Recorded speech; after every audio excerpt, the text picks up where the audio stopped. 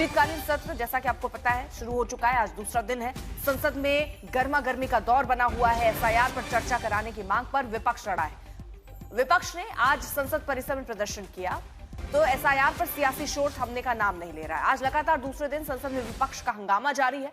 विपक्ष ने यह बता दिया है कि वो एसआईआर पर चर्चा की मांग से किसी भी कीमत पर अभी पीछे हटते हुए तो नहीं दिख रहे। वहीं रिजिजू ने भी बीच का रास्ता निकालने के संकेत दिए हैं। अब देखिए दोनों ही सदनों की कार्रवाई इस वक्त शुरू हो चुकी है। मंत्री जी को माननीय मंत्री जी, एक विवरण सभा पटल पर रख दिया गया। Question number 22 doctor D Ravi Kumar, माननीय गृह राज्य मंत्री जी, उत्तर सभा पटल पर रख दिया गया। क्वेश्चन नंबर 23 डॉक्टर कडियम काव्य, माननीय कृषि मंत्री जी। अध्यक्ष महोदय, एक विवरण सभा पटल पर रख दिया गया है। Question number 24 Shri Satish Kumar Gautam. Question number 24 अध्यक्ष जी।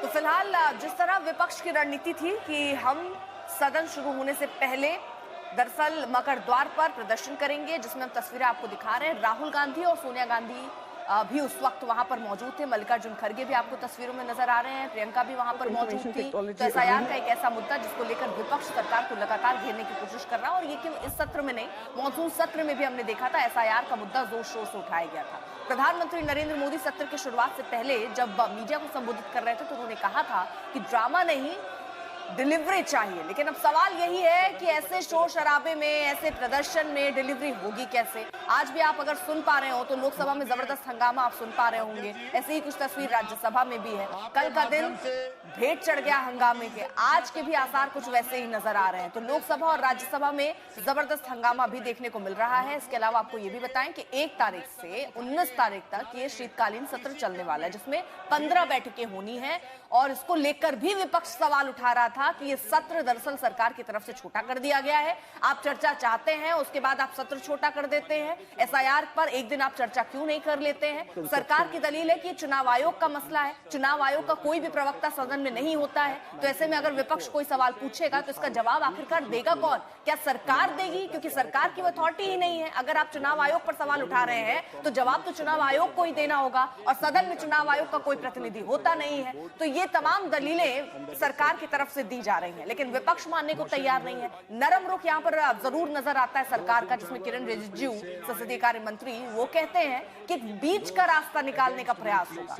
बात की जा रही है। सर्वदलीय बैठक याद होगा आपको, शीतकालीन सत्र से पहले हुआ 2 घंटे का लगभग ये बैठक हुई थी, जिसमें आम सहमति बनाने की कोशिश हुई, लेकिन वो आम सहमति बन नहीं पाई।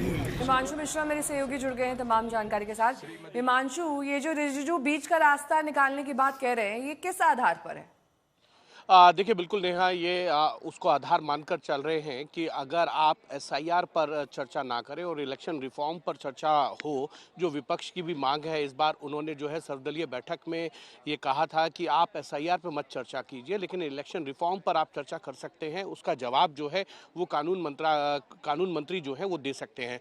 तो हो सकता है कि मिडिल पाथ यही निकले, बीच का रास्ता ये निकालने की सरकार की तरफ से कोशिश की जा रही है कि इलेक्शन रिफॉर्म पर चर्चा हो। और उसी को लेकर किरण रिजिजू ने यह भी कहा है कि वो विपक्षी दलों के जो फ्लोर लीडर्स हैं उनसे मुलाकात करेंगे और उसके में ये तय करने की कोशिश करेंगे बीएसई में जाने से पहले कि क्या इलेक्शन रिफॉर्म पर चर्चा के लिए विपक्ष तैयार है।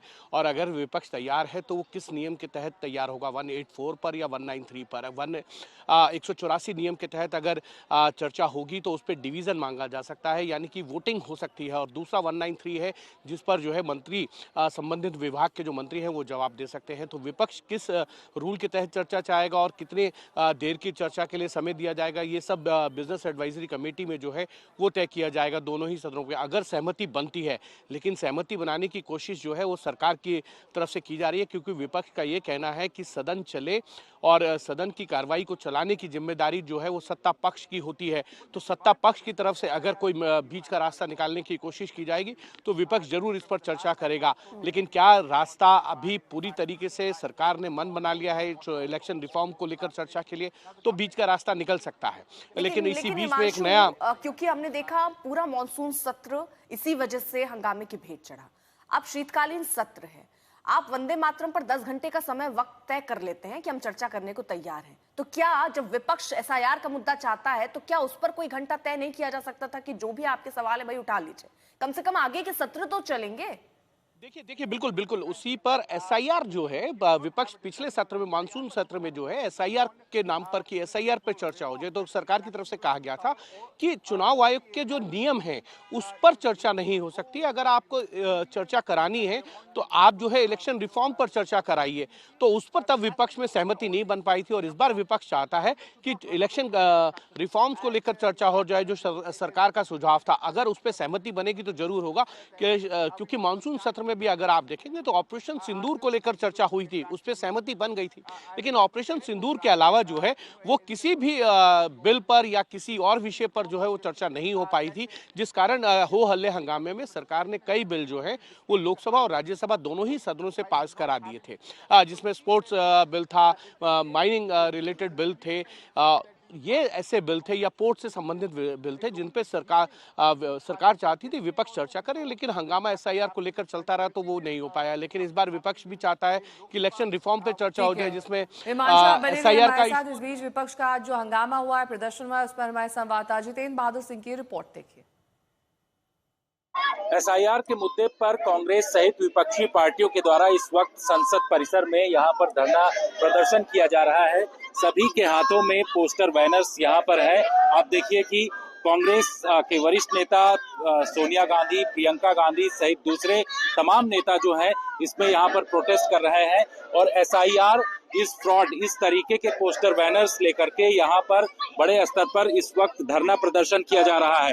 संसद परिसर के जो मकर द्वार है यहाँ पर धरना प्रदर्शन किया जा रहा है। जिस तरीके से एसआईआर का मुद्दा बिहार के चुनाव के समय में भी वहां पर बड़े स्तर पर जारी रहा, अब 12 राज्यों में जो एसआईआर हो रहा है उसको लेकर के भी यहाँ जो है पॉलिटिकल पार्टी संसद परिसर में इस वक्त धरना प्रदर्शन कर रही हैं और इनके द्वारा ये लगातार मांग की जा रही है कि इस पूरे मामले को लेकर के चर्चा संसद के अंदर होनी चाहिए। हालांकि सरकार की तरफ से कहा जा रहा है कि क्योंकि इलेक्शन कमीशन जो है वो संवैधानिक संस्था है, इस वजह से इस पर चर्चा सदन के अंदर नहीं हो सकती है, पर विपक्ष जो है इस पर अड़ा हुआ है और उनके द्वारा लगातार ये कहा जा रहा है कि इस पर चर्चा हो और बिना चर्चा के वो लोग नहीं मानेंगे। अब देखना ये होगा कि इस पूरे मुद्दे को लेकर के किस तरीके से जो विपक्ष है और सत्ता पक्ष दोनों एक दूसरे के लिए आमने सामने रहते हैं। हमने कल देखा कि इसको लेकर के संसद बाधित हुआ और संसद जो है नहीं चल सका। आज अब संसद परिसर में यहाँ पर बड़े स्तर पर जो पॉलिटिकल पार्टीज हैं, विपक्षी पार्टियां, वो धरना प्रदर्शन कर रही हैं। जितेंद्र सिंह, दिल्ली, आज तक। वही संसदीय कार्य मंत्री किरेन रिजिजू ने इस विषय पर क्या कहा है, आपको वो भी सुनवाते हैं।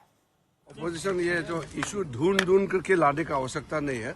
विंटर सेशन पार्लियामेंट में बिजनेस तय किया गया है, बहुत सारा मुद्दे हैं और कई मुद्दे जो अपोजिशन ने भी उठाया है उस पर हम बातचीत करके आगे क्या करना है इस पर विचार करेंगे। नए नए मुद्दे ढूंढ करके पार्लियामेंट को डिस्टर्ब करने के लिए बहाना बनाने का कोई आवश्यकता नहीं है। हर मुद्दे अपने जगह में इम्पोर्टेंट है। हिमांशु मेरे सहयोगी जुड़े हुए हैं तमाम जानकारी के साथ। हिमांशु, रिजिजू तो ये कह रहे हैं कि बहाना बना के लगातार हंगामा किया जाता रहा है, चाहे वो शीतकालीन सत्र हो, इससे पहले मॉनसून सत्र हो, लेकिन ये एसआईआर का मुद्दा तो बहुत पहले से विपक्ष ने बताया था कि हम हंगामा करेंगे। देखिए बिल्कुल हंगामे का शब्द नहीं प्रयोग किया। उन्होंने कहा था कि हम चाहते हैं कि इस एसआईआर के मुद्दे पे जो है वो संसद के दोनों ही सदनों में जो है वो चर्चा हो जाए, लेकिन सरकार की तरफ से इसके लिए तैयारी नहीं थी, क्योंकि सरकार ये चाहती है कि आप इलेक्शन रिफॉर्म पे चर्चा कर लीजिए। वो उन्होंने मानसून सत्र में भी कहा था और अभी भी कहा, और अब क्योंकि चुनाव आयोग के रूल के तहत अगर एसआईआर पर चर्चा होगी तो उस पर जवाब कौन सा मंत्रालय देगा, क्योंकि चुनाव आयोग जो है वो एक संवैधानिक संस्था है। ऐसे में क्योंकि चुनाव आयोग किसी मंत्रालय के अधीन नहीं आता है, इसीलिए उस पर जवाब नहीं हो सकता है। और यही जो है चीज़ें वो सरकार की तरफ से पिछली बार भी विपक्ष को बताई गई थी कि इस पर चर्चा नहीं हो सकती है। आप इलेक्शन रिफॉर्म पे चर्चा करेंगे तो जरूर कानून मंत्रालय की तरफ से जो है वो जवाब दिया जा सकता है। इस बार विपक्ष चाहता है कि एसआईआर पर चर्चा हो। अगर इलेक्शन रिफॉर्म पर चर्चा होगी तो उसमें एसआईआर समेत अन्य जो चुनाव आयोग से जुड़े मुद्दे हैं, जैसे बीएलओ की जो मृत्यु हो रही है, 12 राज्यों में जो एसआईआर की प्रक्रिया चल रही है उसमें उन मुद्दों को भी जो है इसमें जोड़ा जा सकता है। तो तमाम इस तरीके के जो चुनाव आयोग से जुड़े हुए मुद्दे हैं उनको इलेक्शन रिफॉर्म्स के अंदर लाया जा सकता है।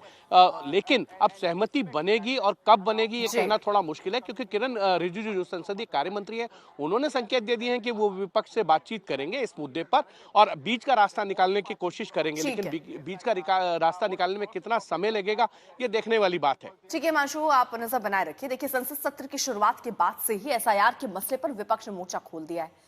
एनडीए भी पलटवार कर रहा है। हम तो चर्चा करने को तैयार हैं। आप एसआईआर पर चर्चा करिए, चुनाव के सुधारों पर चर्चा करिए। आप क्यों नहीं चर्चा करने जाते? हमारे लगातार नोटिस आपको दिए जा रहे हैं, आप उन नोटिस के ऊपर क्यों चर्चा नहीं करेंगे? ये आप थोड़ी तय करेंगे कि हम किस बात के लिए आपसे बात करें, किस बात के लिए नहीं बात करें। नहीं, अखाड़ा से क्या मतलब है? आपने तो एसआईआर के अंदर पूरे देश के अंदर आप हाल देखिए क्या कर दिया। आप तो लोकतंत्र को सीधे सीधे खत्म करने पर आमादा है। तो उस पार्लियामेंट के मायने क्या रह जाएंगे अगर लोकतंत्र ही नहीं बचेगा?